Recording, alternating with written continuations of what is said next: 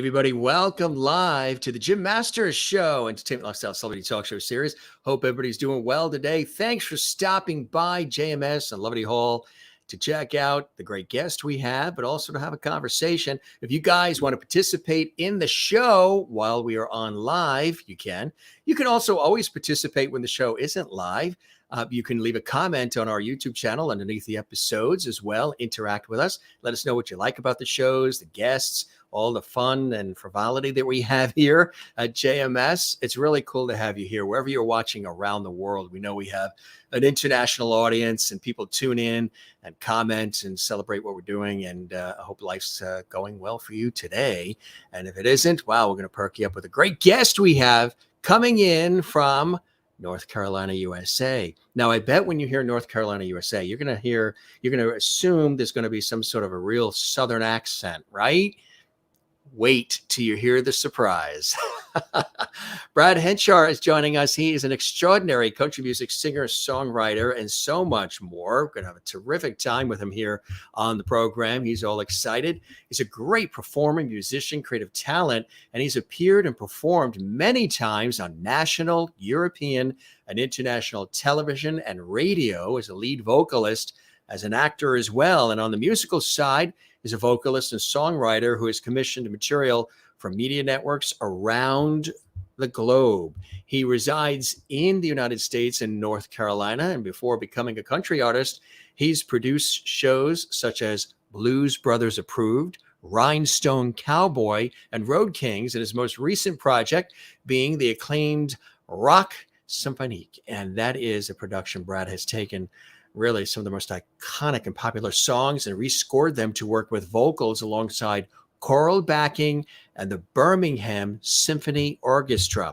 He's worked with some of the biggest names in the industry, such as Richard Ashcroft, Sir Rod Stewart, UB40, Blur, Michael Bolton, Slade, Shirley Bassey, Roy Wood, and many others. And he's performed at renowned events like MTV World Awards, MTV European Awards, MOBO Awards, and multiple worldwide USSO Tours.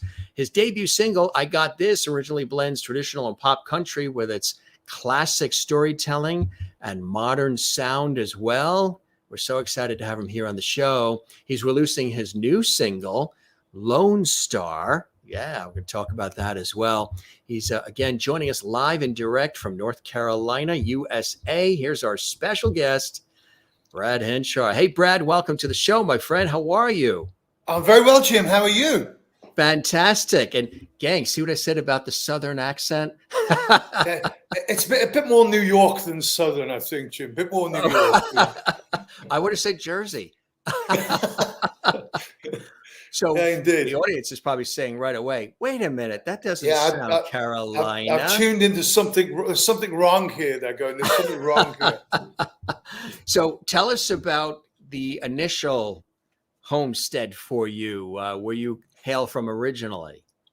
Well, I was born in the Midlands, a place called Birmingham in the UK, Jim, and born and raised there, but always had an affinity with the US. I lived in Canada in 1969. My parents moved to Canada for about a year and a half. I went to school there. So I've been backwards and forwards across the pond quite a few times, but always loved America. Got the chance to come here about 10 years ago with my wife, my kids. My kids finished high school here. And so, I've resided in Chapel Hill for about 10 years in North Carolina. So, I love it here. I do go backwards and forwards across the pond and do stuff in the UK, where I still have a really good fan base, recording facilities there as well.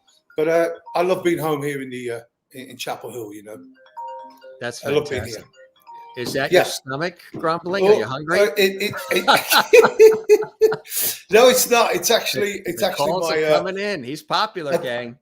I turned my phone off, but I left my iPad on. That's a classic mistake. That happens to all of us. I'll whip that off, as they say. Well, at least you're not at a funeral, That would interrupt the priest. that would be pretty bad, yeah. So when did you come to the States? Pardon, what made me come? Yeah, what made you come, and when did you come? Well, to be honest with you, as I say, I've been backwards and forwards, across the pond many times. I lived in Texas for a while. I lived in San Francisco, and I lived in New York for a while as well, all pretty much before 9/11. Yeah. But about 10 years ago, my wife got headhunted by a medical company in London, and they came over on a mission to recruit some high-level medical staff. My wife was a senior midwife, Yeah. and so they schmoozed her in London.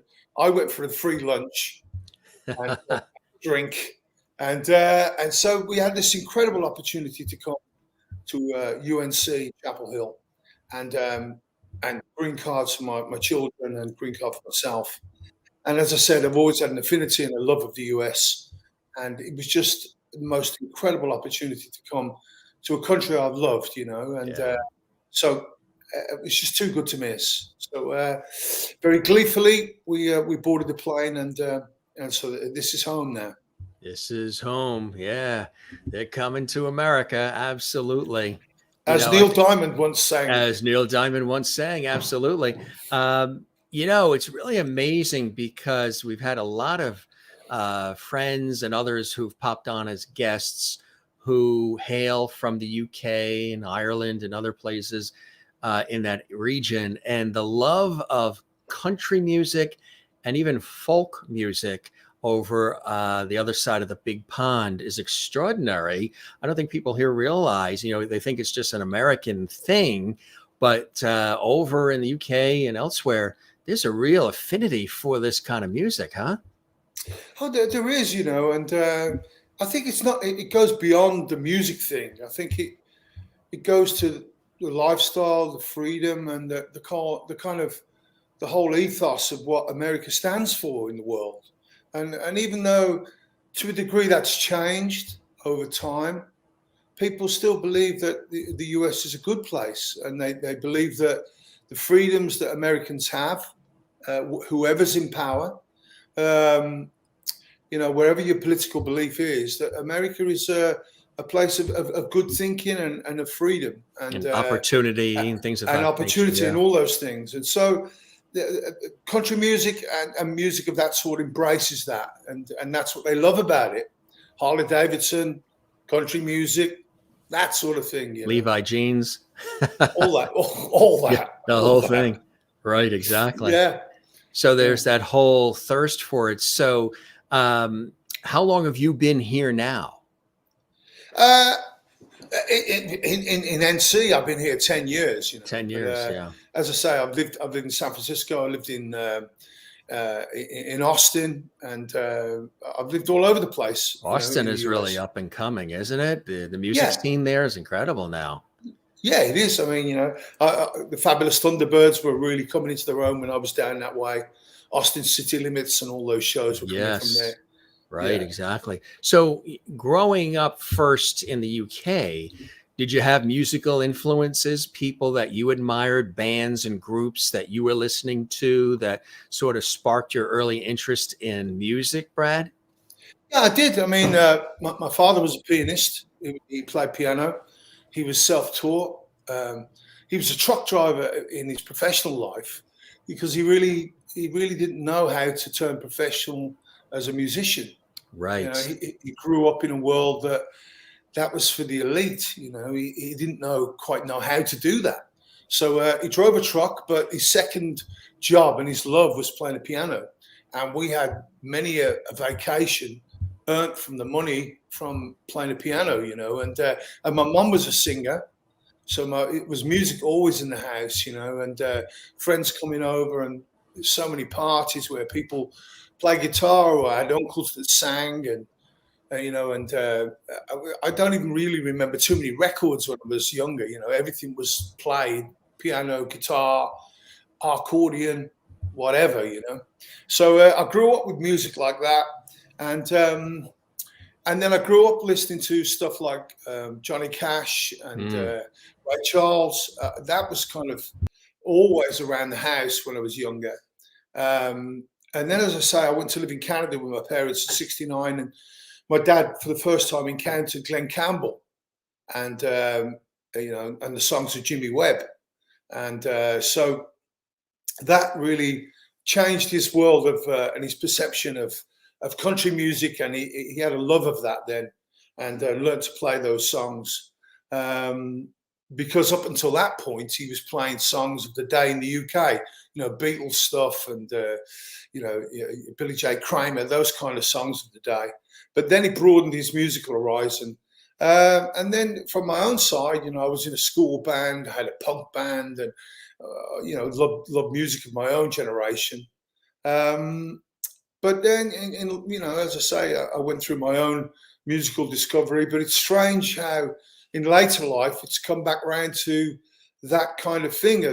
My whole musical kind of discovery has led me back to the stuff that I kind of listened to as a kid, and I've only just got back here about a week ago, back in North Carolina, and discovered that my son's now listening to Waylon Jennings. He's listening to Johnny Cash, and it's great that he's doing that, but. Music is a great voyage like that, and I think it's good when you've got a broad horizon of music. That you don't just tie yourself in, because some incredible artists out there that shouldn't be forgotten. That yes, incredible artists. Absolutely, yeah. And in terms of genres of music, we're talking, country, but do you like to dabble in a variety of different genres as well, Brad? Oh, yeah. Yeah. Oh yeah. I mean, you mentioned a project that we'd done a few years ago. Me and my friend John Dewsbury, an album called Rock Symphonique, and it was a time when we were in the studio, because we've got really nice facility, good studios in Birmingham and here in NC. But we were in the studio and we were looking to get our teeth into a project, and a couple of times we used a senior viola player who was with Birmingham Symphony Orchestra, very, very talented guy, traveled the world and played all over the world. And he played under a conductor named Simon Rattle, who now conducts the Berlin Philharmonic Orchestra. But at the time, he was the conductor with the Birmingham Symphony Orchestra. And this guy was a senior viola player, and he was in the studio with us, laying down some viola.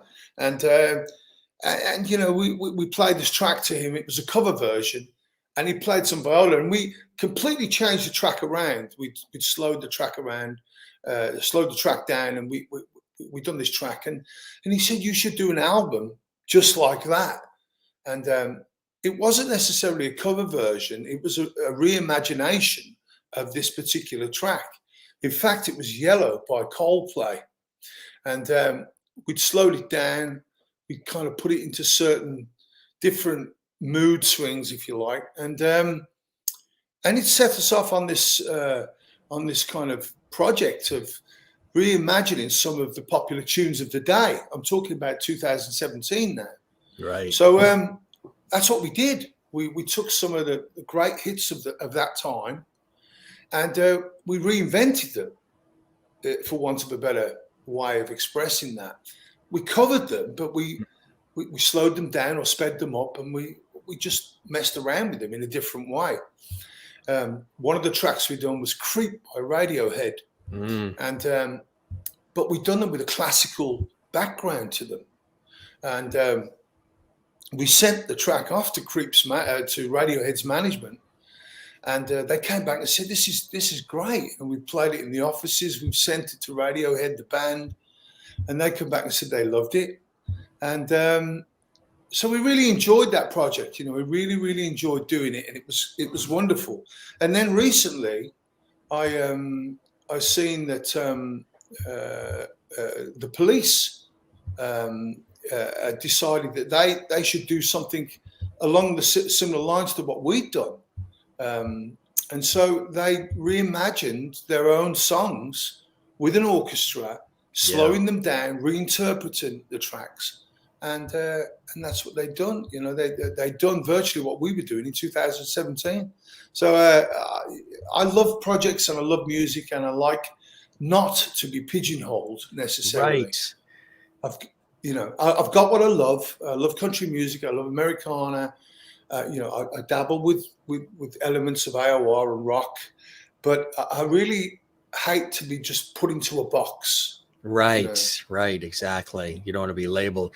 There's some fantastic remakes, retuned versions of popular songs that are done as covers by, like you say, in this case, it was the Birmingham Symphony Orchestra working with them, the Royal Philharmonic, the London Symphony Orchestra. They've done versions of Beatles music and others in an orchestral way. That's really cool stuff. That's right. I mean, you got Luke Coombs, who recently covered a track with Ed Sheeran. And who would have thought that Ed Sheeran, a mainstream artist like him, who's a great songwriter, and Luke Coombs would get together in a collab, but they have. Because each sees the merits of one another's market, and each sees the merits of good songwriting and good quality music. So I think that's, the future, really. And I see collaborations with a lot of Western artists, with African artists, because the market is huge. The market in Africa is huge. Yeah. And so I see a lot of artists doing, similarly to things that I'm doing. And more power to their elbow, that they're not, if you're a creative person, why would you just want to, why do you just want to wear one pair of shoes? Why would you do that? That's right. An actor can play a bad guy, he can play a good guy, he can play, whatever he wants to do. Why can you not necessarily do that as a musician and a songwriter? Absolutely right. Speaking of that, actor as well, you've done acting. Tell us about that. I started off as a songwriter, a musician, and a session singer, and so I got that pretty much down. I've done an awful lot of session work for companies in England, singing on different, productions, different releases. I love that stuff. Jingles and all those kinds of things. Yeah, we've had a lot of those guys on the show who have done that, and the female artists as well, and that's cool stuff. I mean, you sing a piece for a TV commercial or whatever, and that can run for years. Yeah, and I still get royalty checks on some stuff. And do you recall some of the stuff that you did from the session work that people might remember? Well, I've done some British Airways commercials. Oh yeah, and also when I lived in Texas, I've done some grocery commercials. Kruger Grocery. Oh yeah, Kroger. Yeah. So I've done some stuff for that, and you know what? It's kind of, I blagged my way into some of this stuff, but then you learn quickly, how to do, how to work it, and it's a whole art form, right? Because I know some of the session singers who've been on, some of them, they were session singers from as early as the 70s all the way on, singing on Coca-Cola commercials and everything. And they talk about how it's a different way of singing and performing because there is this striving for this perfect blend. The harmonies have to be perfect. Everything has to be just right to get the feeling in a short period of time. Maybe it's 30 seconds, 60 seconds, whatever it is, to get that point across. And the harmonies, the sounds of the voices really need to have a perfect blend in a way. Oh yeah, and you're on a time constraint. A lot of these in-house productions, they don't have time to waste. So you pretty much got to nail it as quickly as possible. And if you're working on a song as a session singer with a songwriter, you've really got to get in their head about what they envisage in their head and what they want. And one of the hardest things is that you may have been kind of contacted to come and do a vocal on a track for a guy, and someone may have give your name over to him, but he may not have too much of a concept of how you sound. So until you actually get in the studio and start singing on something, he really doesn't know how you sound, your timbre, your vocal timbre. So that's a difficult one. And then you're presented sometimes with situations where you've got to work with him and get into his head, how he perceives that track to be. So you've got to work around that. And then you have the client sometimes there, and they have a vision of what they hope the musicians and singers and arrangers will create for their company or their image, branding, or product too, which is a whole other thing when the client comes in and says, can we remove the triangle? The guy goes, ding, can we just take the ding out? After Exactly. 30 hours of recording and rehearsing, the little ding, he wants it out. Exactly. And then you got the situation very much like, a great example is when Cilla Black, was working, working with Bacharach in London. Yeah. And he had to do multiple takes of Alfie. And she sang and sang and sang. And she'd done like 25 takes. And, in the end, she virtually sang herself hoarse. And that's what happens, right?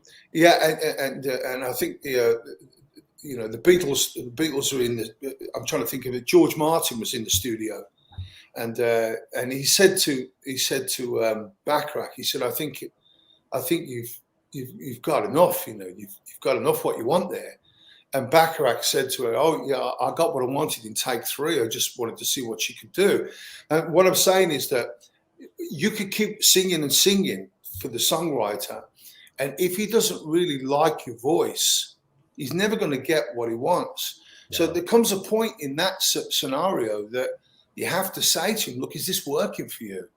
Is my voice, no matter, you've got different angles and routes to walk down, but and then it becomes a bit difficult, because it might not work for him. It may be better than what he even thought, but you've got to kind of, be on point for what he wants because he's paying. As a session singer, you've got to be there for him and try and live up to his vision of how he sees that track. Because as a songwriter, it's part of him, and you want to live his dream for him. He may have saved up. He may have saved up a lot of money to put you in the studio and do that. So you learn a lot from that. And it's a great feeling to walk out for that client to be really happy with what he's done, and you learn your apprenticeship from that. You learn skills from it. That's great. So I've done all that. I served a big apprenticeship on that at the same time as doing live work. So I had a really good rounded education of studio and live work.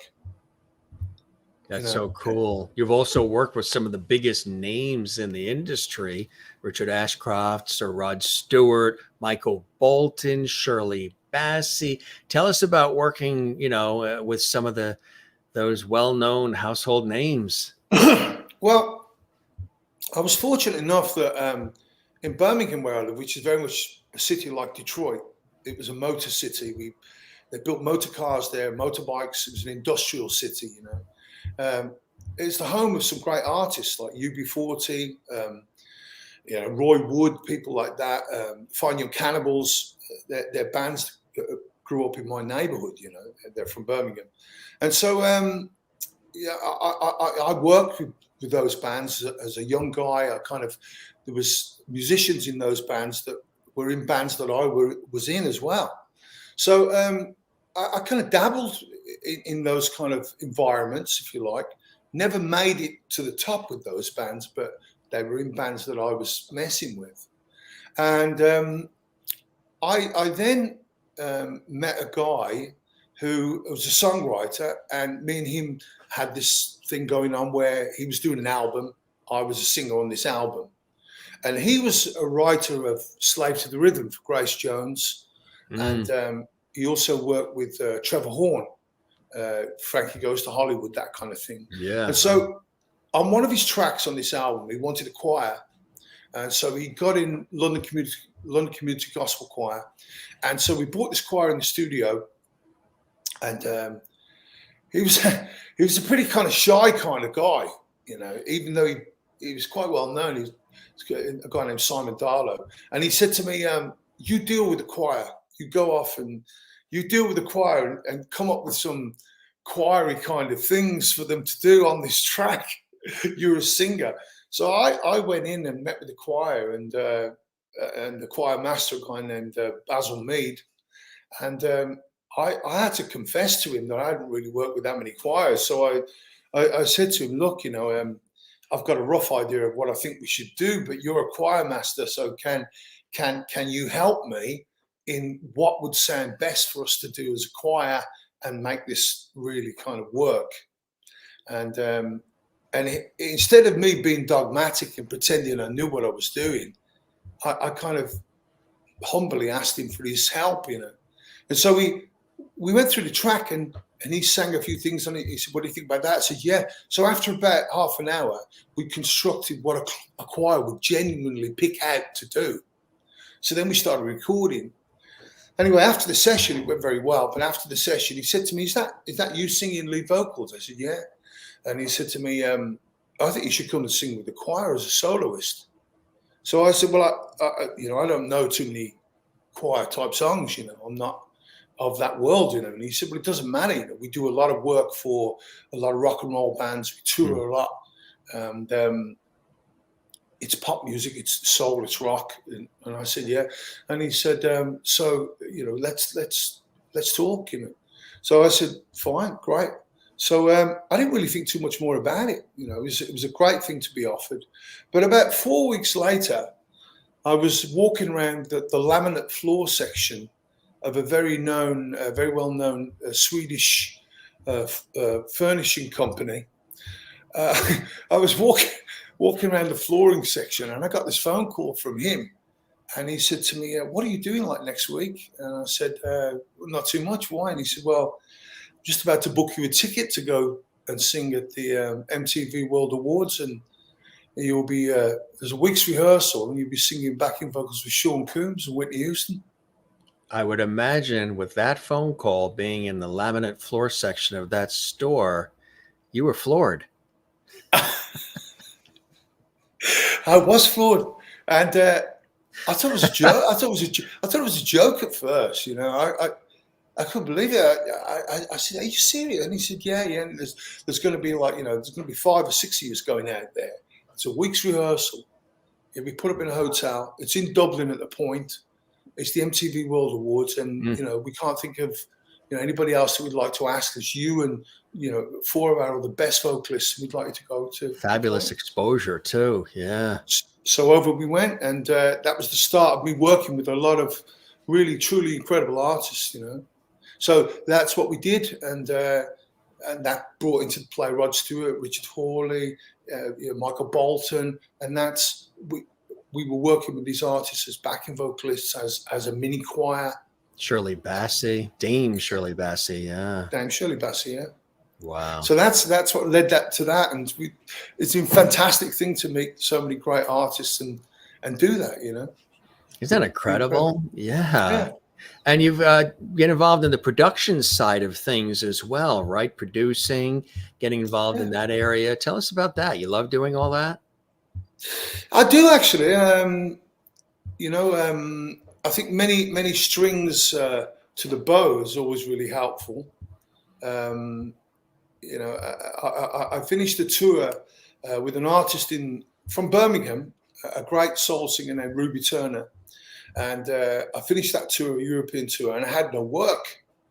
And I kept thinking I was going to pick something else up, and I didn't. But somebody came to me with an article from a theatrical magazine for a production, a theatre production called The Official Tribute to the Blues Brothers, which was a touring production around Europe, which was co-produced by Judy Belushi and Dan Aykroyd.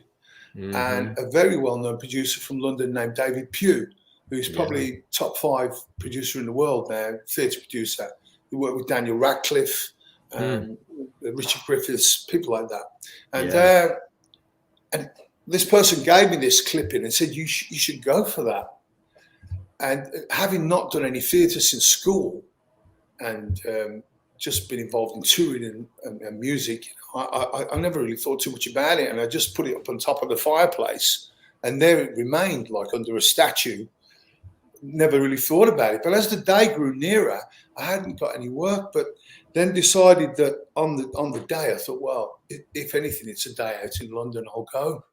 So I jumped a train to London, and went along for this audition. And when I got there, the queue was like round the block. You know, it was just an unbelievable amount of people. But I stuck it out, and then finally got seen at about 4 o'clock in the afternoon, and they asked me to come back, and so I did. But 10 auditions later, which was a lot of money on the train, more money than I had at the time, they called me up, and they kept giving me songs to learn and bits of choreography. 10 auditions later, they called me up and said, "Can you come back to London on Thursday or whatever?" And I said, "No, I'm not coming." And they said, "Why?" And I said, I've spent like £200 on train fare. I can't sing any other songs because you've given me them all. And they said, "Well, you know, we'll get David to call you." So David Pugh himself called me up. They said, "Look, we'll reimburse all the money. We're just trying to find a guy to work with you.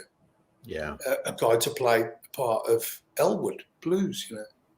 So I went to London, and lo and behold, before I knew it, we were in auditions, in rehearsals. And then I became part of this theatre production, which was, we went on a 26-week tour of the UK. And after that, I was in the West End. And I had a 30-foot high poster of myself outside the Apollo on Shaftesbury Avenue. And I embarked on this theatre side of my career. And, is that the one you took home and you have in your living room now, or? Well, it was just an incredible thing, you know. And then I was in the West End, and that is incredible. People in my hometown of Birmingham, the newspapers picked up on it, and they kind of, it was a bit amazing, really, because they were just like, "Well, how does that happen? You know, how does it?" It's almost like a rags to riches story. But the part in between they hadn't got is that I'd been driving up and down the highway in a van with a puncture for the last 20 years, doing shows and doing gigs for no money and everything, you know. And so, as I say, I got involved in the theatre world. That got me an agent, and with the agent, then I started doing TV. So then I started doing a lot of different shows for TV, including a couple of crime shows. Always seen myself as a baddie, never really a good guy. Not the guy next door. Nah, it didn't work for me. But yeah, so I embarked on that, and as I say, I've done, you know, lots of different things in the entertainment industry, but always been a singer-songwriter, and always had a love of performing in my own style and my own material. You mentioned the Blues Brothers and Blues Brothers Approved. That's really cool. Tell us about that. I know that's near and dear to you. Yeah. Well, as I say, that was the first excursion to Blues Brothers. But from there, I continued on with the show. In between what I was doing in my own world, writing my own songs, then another tour would come. I'd do the tour. So every year since '94, there would be a Blues Brothers tour that would go out. And so we went to Brazil, we went to Australia, we toured the US. And a little story from '93, which is the year before I joined the show, the production went to Australia, and a guy auditioned for the show over in Australia, and he'd just done a film called Romper Stomper, this actor who played the part of John Belushi. He came to audition, and David Pugh, he signed the guy over, and so he came to play the part of John Belushi, Jake Blues. And that guy was Russell Crowe. Wow. So Russell Crowe came to play the part of John Belushi in the Australian production of the theatre show that I was in. And so he played Jake Blues. And so since '94, I was involved. And David let me write little bits of the script. I replaced pieces of the script over time. And then so on we went. And then in 2007, I'd pretty much rewritten the whole script and it had pretty much become my own. And then David had moved on to different things, and he asked me if I'd like to buy back my own work, and and I said yeah. So I remortgaged my house. I bought the script, I bought the set, I bought the costumes, and embarked on a tour in Europe. And took the show out to Europe. And then I got approached by a Columbia artist from New York who said to me, would I like to come on a tour into America? And I did. So we went on a 14-week tour of the US, and we played all compass points, north, south, east, west in America. But before that happened, Judy Belushi contacted me and said that I would have to take a license, which David had previously had. I would have to work under a license with her because the show had intellectual property rights to it associated, which I didn't know. And so I became friends with Judy, and I went and had lunch with her in West Hollywood, and we met with Dan Aykroyd, and became friends with Dan, and became friends with Judith, and I'm friends ever since. So I work under a license with Judith and Dan. I pay royalties to them, and so that I'm the biggest Blues Brothers production in the world. I own that production. Is it really? It's the biggest one? Yeah. I didn't know that. Wow. Yeah. That's incredible. What's the response like, from the fans? Because there's such a wonderful love of the originals, and you're sort of bringing them back to an era and a time period that I'm sure they really, really miss. It's Blues Brothers is a cult, yes. It's a cult. It will never die. It'll what Belushi and Aykroyd gave to the world was something very unique. And in the height of disco, at the height of the Bee Gees fame and Saturday Night Fever, out came these two characters with their hats and glasses, and an incredible thing. And it will never die. And in terms of theatre, it was the very first kind of jukebox musical, if you want to call it that. It's a great excuse to dress up. The music, the identity, it's a world phenomenon. And really when we go out to Germany, Switzerland, Austria, Monte Carlo, when we go out to these countries, people come out. They might not be able to speak English, but they know the songs. They might not be able to kind of hold a conversation with you in your own language, but they'll dress up and they want to be part of that. And long may that continue. It's a phenomenon. How much of that takes up your time and attention with all the other things that you're immersed in, Brad? It takes a lot of time up when we book the tour, because it's employing 23 people on the road, two tour buses, one semi and a trailer. The organisation that goes into that, consecutive nights, consecutive dates, 2-3 months on the road. I have a team of people that work with me who are fantastic people, and it's a great kind of organisational skill that puts the thing together. And it being the biggest production, it really does demand serious people involved to make it happen. It's not a small gig, it's a big thing. It's like a big rock and roll show. I guess I take it in my stride a little bit now because we've been doing it so long. And Judy and Dan have their own show. They have their own Blues Brothers review that goes out, which is equally as fantastic, but it's not a theatre show. It's a review show. In our show, we have choreography, and we have,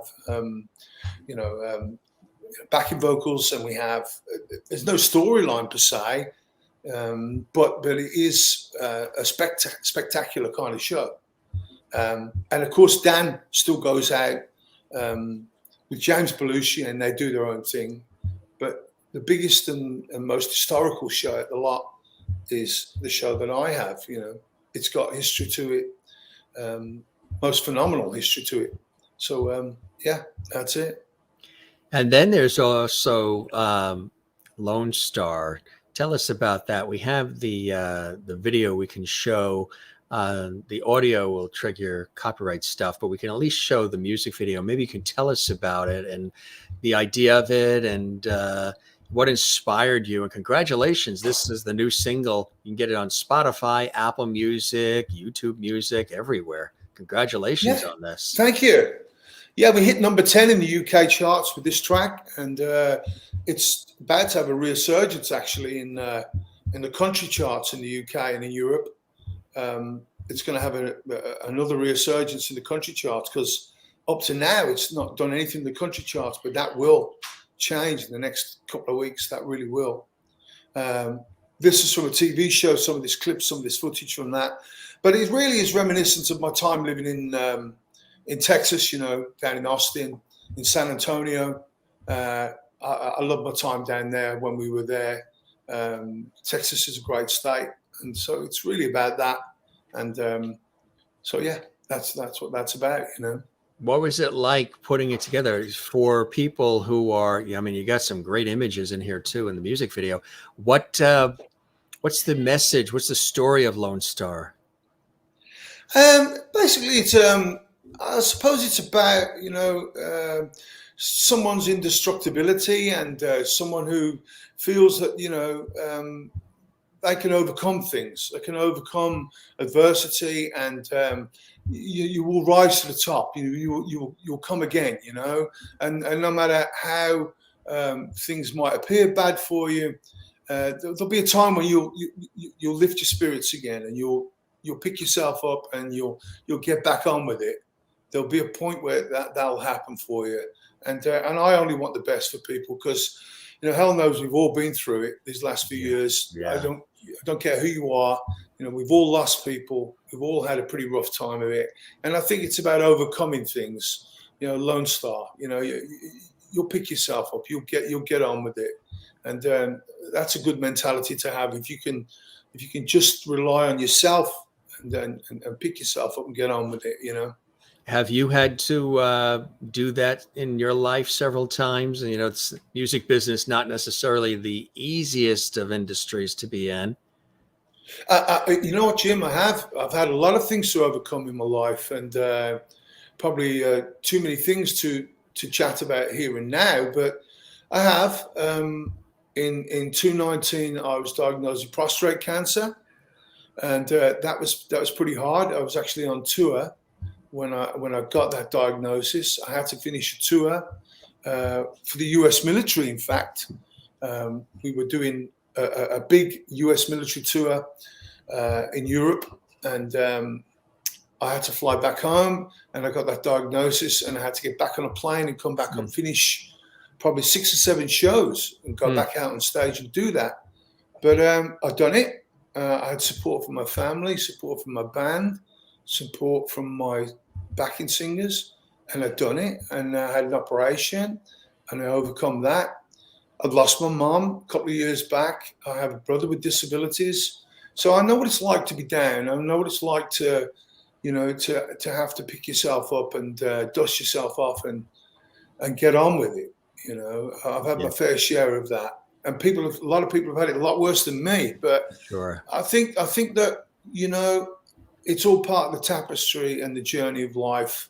And, you know, I think that, you know, if you have that ability to just, you know, think to yourself there are brighter days ahead, if you can do that, you know, Lone Star is attributed to that.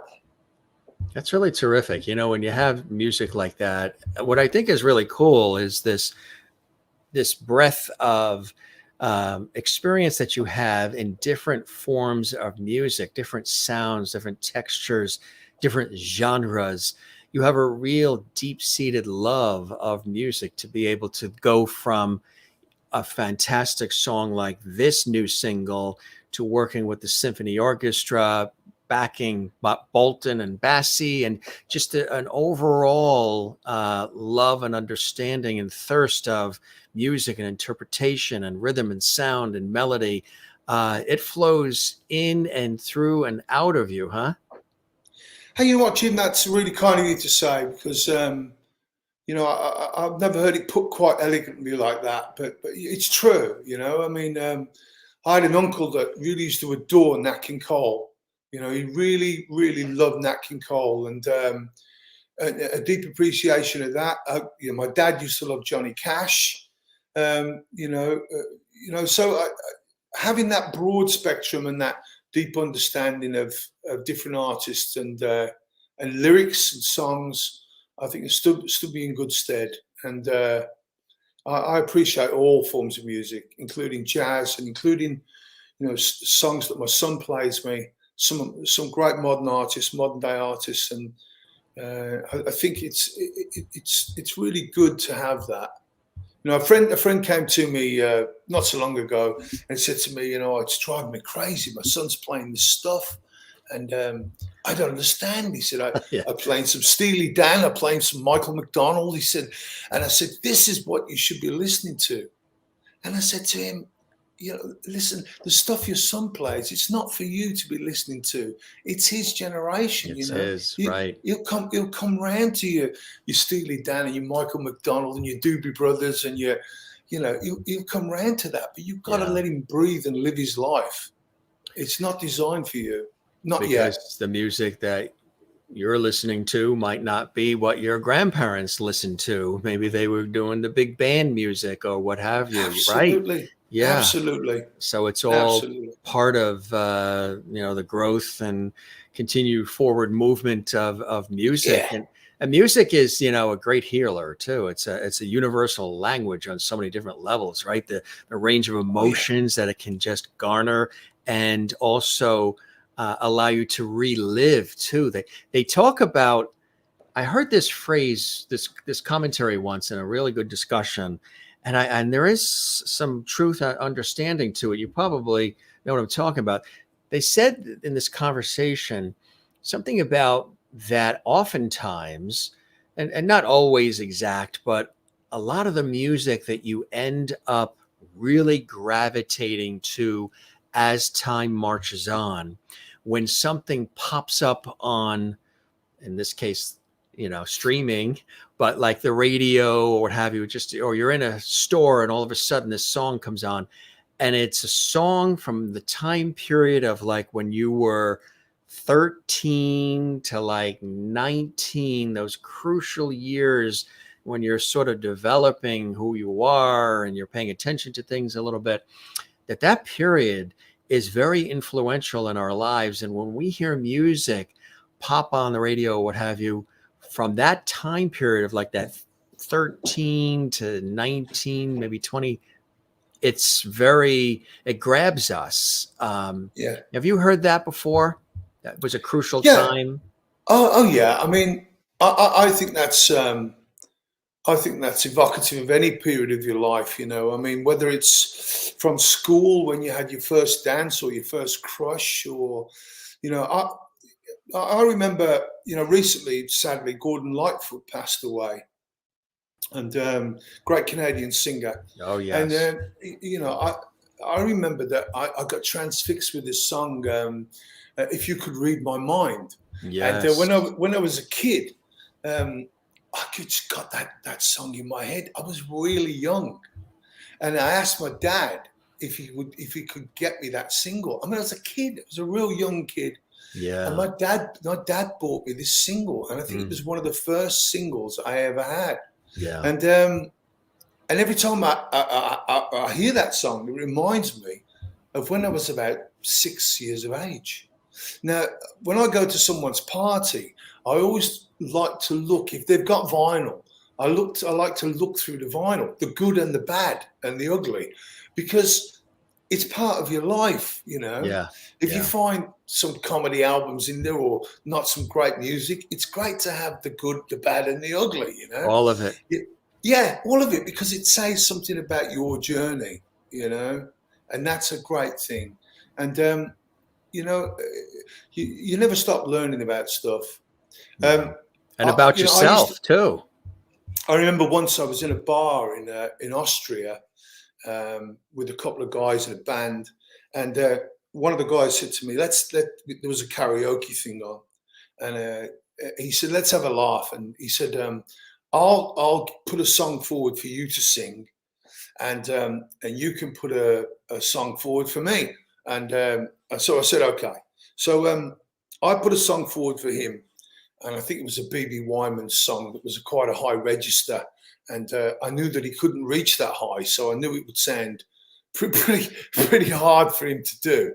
So there wasn't many people in this bar, so I put it forward for him, and he struggled to sing it because he was pretty much a baritone type singer. Yeah. And he put forward for me My Way by Frank Sinatra, which I wasn't a lover of at all. It's an overcooked song. Yeah. So I started singing My Way, and I started basically taking the mick out the song, singing it in a strange kind of way, you know. And anyway, I give it the big finish, you know, and sang the song, and that was it. And we were sitting at the bar, and we went to get a beer. We just gonna have one more beer. We were going to leave. We were going to leave and go somewhere else. And as I went to get the beer, the barman said, "Oh no, there's a guy over the other side of the bar. He's bought the beer for you." So okay, so we got the beer, and then the guy started coming over, and my friend said, "Oh, he's coming over now. This guy's coming over." Yeah, he's coming. It usually means something. Yeah. So he came over, and he said, he was German or Austrian, and he said, I have to say, he said, thank you so much for singing this song, My Way. And I said, really? I took the mick, you know. Just really? sorta. And he said, yeah, I haven't been out, he said, for 3 months. He said, because my mom recently passed away. He said, but in the strangest thing, he said, I don't very often come in this bar, but I came in this bar tonight, and the minute I come in, her favourite song was My Way, and you were singing it. And yet I was taking the mick, and I felt bad. He didn't realise I was taking the mick. And I thought, you know what? You're actually messing with people's lives and their imagery and things that are important to them. And I thought, I'll never do that again. I won't do that again like that. And he was genuinely upset about that, you know. And I thought, no, I won't do that again. And he was really, really thankful that I'd sang this song, even though I was taking the mick, you know. So we enjoyed the beer and we left, but that's how powerful it is. Absolutely. You know, if we were to come over to your house and we were going to go into your iPod or maybe your stereo system, whatever it may be, even possibly your boombox. I have all those.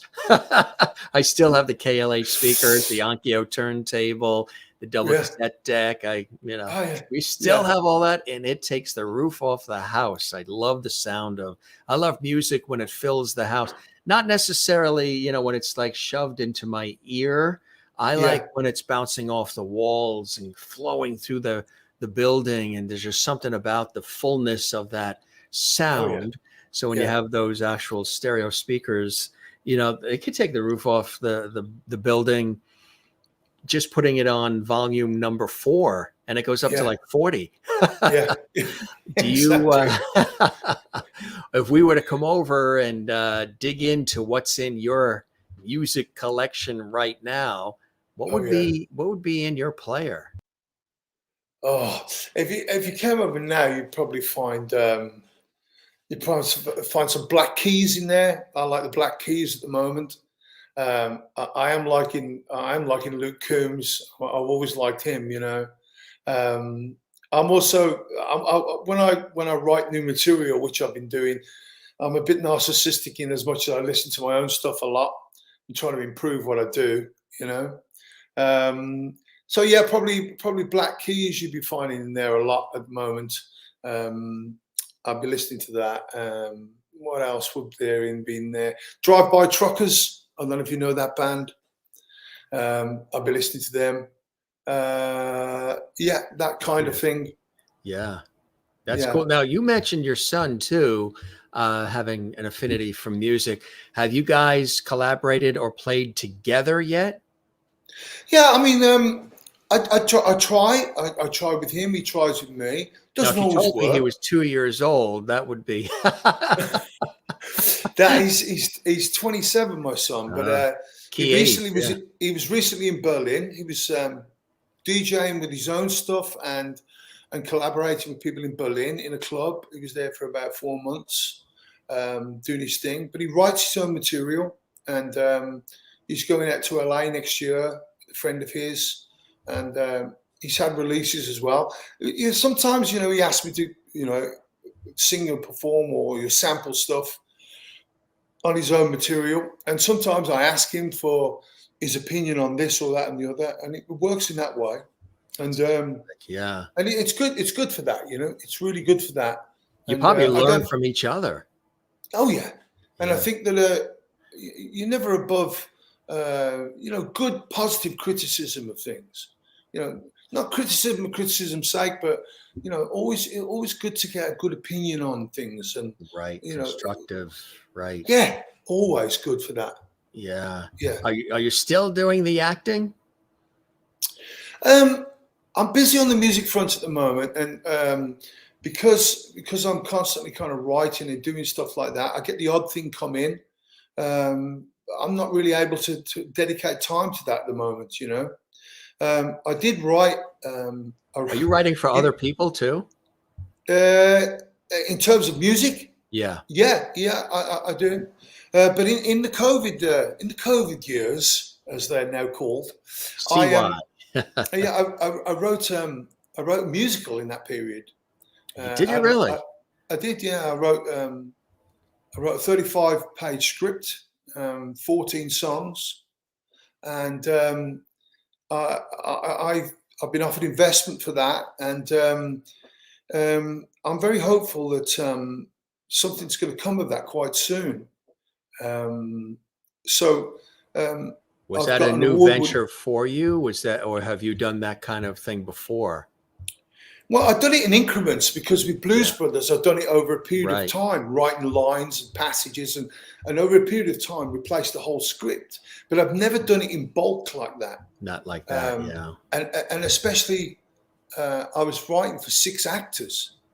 So I've never had that bulk of actors in my head writing lines for that. I've only had Jake and Elwood and people associated with Jake and Elwood in that respect. But I did it, and I've furnished it out to a few people that I know that are good actors. One of them just won an Olivier Award in London. And as I say, I've got 14 songs. It's a 2-hour play, musical. And so I'm very hopeful. Back end of this year, we'll have a workshop. And I think next year it could very well see the stage. Is Broadway, off Broadway a hope? London a hope? I think smaller than that at the moment, but I think it could really do well. Certainly in Europe, and then probably come back to the UK with that. Yeah. How cool is that, huh? It would be great. It really would be great. It really would be good. Do you enjoy touring? Do you like, I know some people say it's a grind and the buses and, setting things up and running around.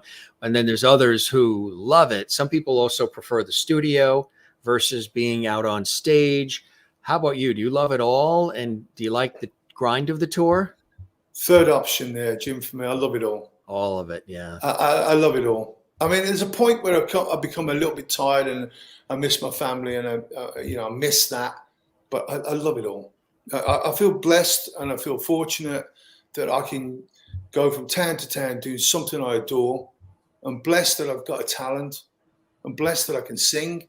I'm blessed that that people pay to come and see what I do.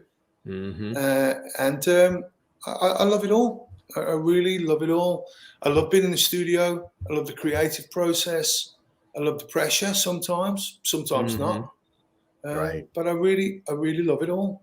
I love it all. And, it's a blessing to have a talent. It really is. And to share it with the world. It is. Because there's a lot of people who have, but they never tap into it and share it. That's right. Right. That's right. And, I haven't had an incredible amount of lucky breaks. I've took a bit of a scenic route to be where I am. It's been a bit of a grind. I'm a journeyman in many respects, but I'm here and I make a living from it. I'm not the top 3% making millions, but I perform and I earn a living from what I do, and I'm blessed for that.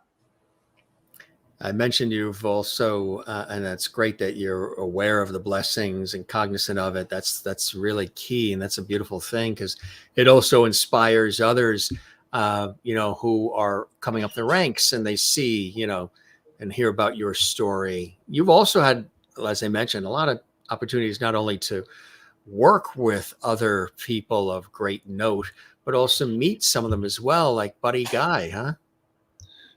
Yeah, he's such a beautiful human being, and so is that other guy there on the extreme left of, as I'm looking at that picture, who I'm going to see in 2 weeks' time, Antonio Fargas, Oh Bobby yeah, Bear, for the more seniors amongst the community. yeah. He's a dear friend of mine. He recently lost his wife, Sandy, who was another beautiful human being, and we first worked together in the West End, in Blues Brothers, and when we went to Chicago and we were in a residency, the auditorium, I brought him back to the show, and it was so great to have him back, and we've done some amazing things there in Chicago, and he said to me one night, we've been invited to Buddy's Club, and you've got to come down, And I really wasn't feeling up to it that night. I'd hurt my knee, I think, I seem to recall. And he came to my apartment in Chicago after the show, and he said, "Come on," he said, "Get your pants on." I seem to remember him saying, "We're going to Buddy's Club," and I said to him, "My knee's hurting me, I can't." And he said, I'm not going to let you do this. Put your pants on. We're going to Buddy's Club." So we went down to Buddy's Club in Chicago, and we walked in. Buddy Guy was sitting at the bar, and he said, "You came, man." He said, "You came to my club. You came. Jake Blues, you came to my club." And he was just such a humbling guy. And he said, we got to sing a song. He said, "Yeah." He said, "Wow. We got to sing a song." And I said, "I'd be delighted if we could." And he said, "Okay, we're going to sing a song." And he summoned somebody to get his guitar. So he said, "Well, we do want to. Well, let's do. What do you know?" He asked me like what I know, and I said, "Well, what about we do Shotgun Blues?" And he said, "Okay." So we went up on stage, and we launched into this song called Shotgun Blues, which, to my knowledge, only had 3 verses. So he kind of looked at me and he threw me 2 verses, and then he was going to sing the 3rd verse. So he just before that 3rd verse come in, he kind of motioned with his hand, and the band went quiet, and then he started telling a story over the music, just so much control over everything, and he was telling the story. Then he sang the 3rd verse, and the 4th verse, and the 5th verse, and a 6th verse, and a 7th verse, and it was just incredible. Anyway, at the end of the song, we came off stage to rapturous applause, and all the Blues Brothers cast and crew were all there as well. And we went to the bar and we had a drink, and I said to him, where did that come from? I thought I knew every version of that song. And he said to me, "Oh, I just made it up." He said, "The great blues players of our time," he said, that's how we used to do it. He said, "We'd record 12 or 13 verses, and then we just take the verses that we liked, and that would be the record. That's how it would end up." And he said, that's how the blues was cut. And I was just amazed. I was just totally amazed. Completely, yeah. And he's the last of the great blues players. Yes. When he goes, it's kind of the end of an era, The end, yeah. It's kind of people. They were saying that about Tony Bennett too recently. Sort of the end of an era of late. It's hard to lose people that have been around a long time that have had such an influence on the lives of people. We just did a show last night celebrating the legendary TV game show host Bob Barker from The Price is Right. and we had some really cool people, legends and others, celebrity guests on, and Wink Martindale, one of the legendary game show hosts, just talked about, and he's been around decades too. He's just talking about how it is difficult because you think these people are going to be around forever. And when they do go, it's kind of like an open wound a little bit, huh? Oh, definitely, yeah. But I mean, the great thing is that there's a legacy of work. That's the legacy the of work those people exists, right? Yeah, and you just hope that, you know, to some degree, people do a little bit of homework and realize, you know, that's where this stuff comes from. I mean, when I look at Letterman and all the modern talk show hosts now, the format really goes back to Carson. That's the kid, right? Yes. You look at things, it all comes back to a source, you know. Exactly right. Exactly. All the originals, the Carsons and Regis Philbin and all these legends. We talk about that a lot here on the show, and that's some of the people that I've always admired too, as on-air personalities from the TV side of things, and that sort of that warmth, conversational way of doing it. You know, it's you've done so many different things, Brad. What else is there that you still want to do? Maybe things that you want to tackle that maybe you haven't stepped your foot into yet? I'd like to work with certain artists. You know, I'd love to collab and work with some artists on a track. You know, some collaborations with certain artists. I'd like to do that. You know, that would be a wonderful thing to do. I'd like also to get, you know, one or two artists that I deeply respect, to get them to sing maybe one or two of my songs. You know, that would be something else that would be an incredible thing. Recently, nearly one time I had a publishing deal, and Tom Jones was going to cover one of my songs. I got pipped at the post by another song, but for about 24 hours, it looked like Tom was going to cover one of my tunes, which would have been pretty cool. Yeah. My publishers biked a tune over to him, and he loved it, but it never happened. So I'm hopeful that might happen. So there's a lot of things to go at, but also there's a lot of road to cover, a lot of people to play to, and so yeah, I'm loving where I'm at, and happy where I'm at, and you know, that's where it is. I still have, I say, aspirations to perform and carry on what I'm doing, as long as I can think to myself that I've got something to give, you know, and that's the important thing in life, right? I think. Yes, exactly right.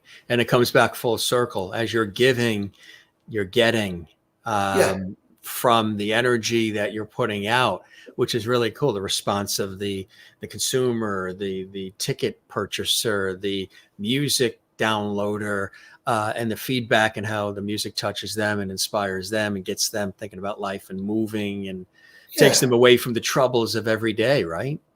Yeah, and to be honest with you, Jim, it's people like you know, that show an interest in artists like me and what we do. It's having people that, you know, do have interest in what we do, and having a show like this where you get a chance to explain. It's not just a 30-second clip. You know, it's a chance to kind of explore a little bit further in what we do. You know, and that's great as well, because you can't really sum things up in 30 seconds. No. Something that you've spent a lifetime trying to achieve, you know? Right, exactly.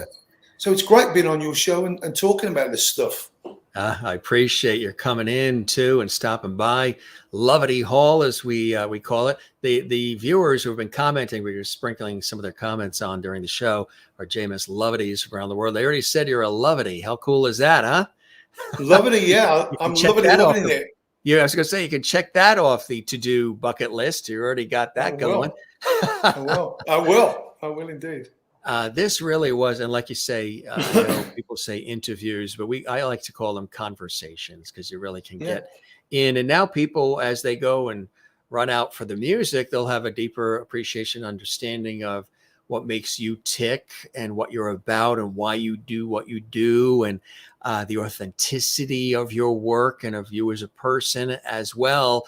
The journey that they may see, the billboards and the glitz and, you know, all that other, but now understand what it takes and what it has taken to be able to do something that you were placed on the planet to do, the gifts you were given, and that you're using to inspire and entertain everybody else.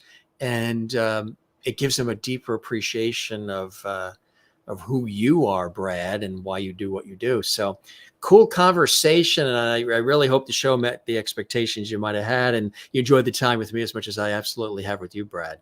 I really did, Jim. And, you know, you've got a great reputation for, you know, making people feel at home, and guests being on here have always talked really highly of you. So I'm delighted that I got the chance to be on your show with all the Loverty fans around the world.